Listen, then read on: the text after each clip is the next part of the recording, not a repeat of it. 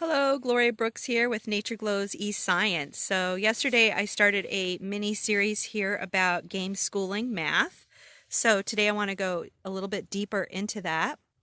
And I shared with you also that I spent that last year in 2019, whenever you're watching this video, I actually lived and worked at a middle school boarding school. I lived in a boarding house. I was a house parent. And one of the things that we did at this school, and this was in North Carolina, we lived on a farm. It was really beautiful, gorgeous rural setting with a small school of 26 students, 26 middle schoolers. So they got really individualized attention. But one of the things that stood out to me was that the school really strongly encouraged the kids to play games, all kinds of games.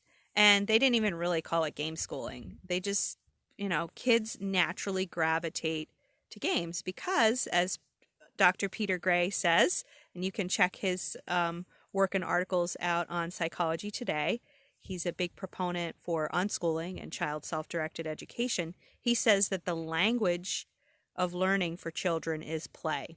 So, kids want to play all the time. And what do we adults do? We think it's frivolous. We think it's a waste of time. But with that different lens of, hey, wake up, adults, that's us. Play is the child's language of learning.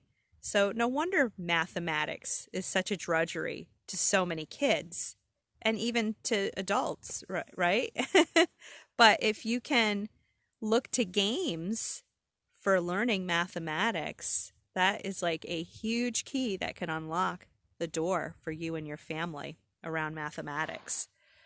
So let's see, what were some of the games that the kids played? Of course, we played Monopoly, and I even had us play that in my pre-algebra class. There was some role-playing games, card games, and I can't believe that the name has slipped my mind. But the kids played it almost every day. I didn't really quite learn this particular role-playing game, but they were absolutely fascinated by it.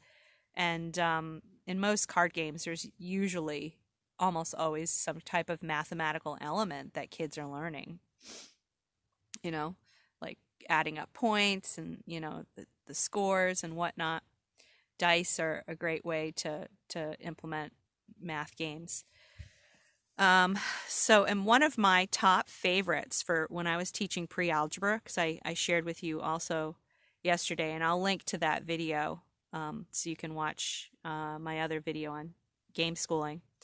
One of my favorite resources became Teachers Pay Teachers' free search engine. They have a set of buttons on the left-hand side if you go to Teachers Pay Teachers, and even if you want to go there right now and look, but just Google search Teachers Pay Teachers and look on the left-hand side and you'll see these little clickable options. So if you click the free and then enter in what type of math concept, say it's addition, just type in click free and type in addition games, and you'll get like thousands of free games that you can download.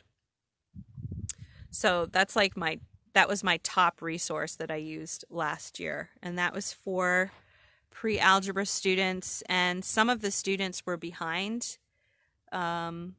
So I actually used those games to help them catch up. We did multiplication games, addition games, subtraction, and it was a lot of fun. So I would just prepare the games. I would print them out. I tried to laminate some of them so that they would last longer. I really highly recommend getting a laminator. Just go on eBay and order one and laminate your games so that you can have them for years to come. So, and I still have my file folder of a lot of the games. I should actually pull those out. I don't do a lot of show and tell because I live full time out of a camper van and I don't carry a lot of stuff. But I would actually like to show you some of the free resources. I can't do that now because I'm doing this via phone, and I can't screen share, but I want to show you some of the other free games. So keep an eye out. I want to do that today as part 3 in this series. Thank you so much for watching. Go ahead and click the link and grab my free unit study planner. Gameschooling is perfect, a perfect fit for unit studies. And I'll talk to you tomorrow. Bye for now. Oh, don't forget to give me a thumbs up, hit subscribe, and please, I love to hear your comments. Thanks for watching.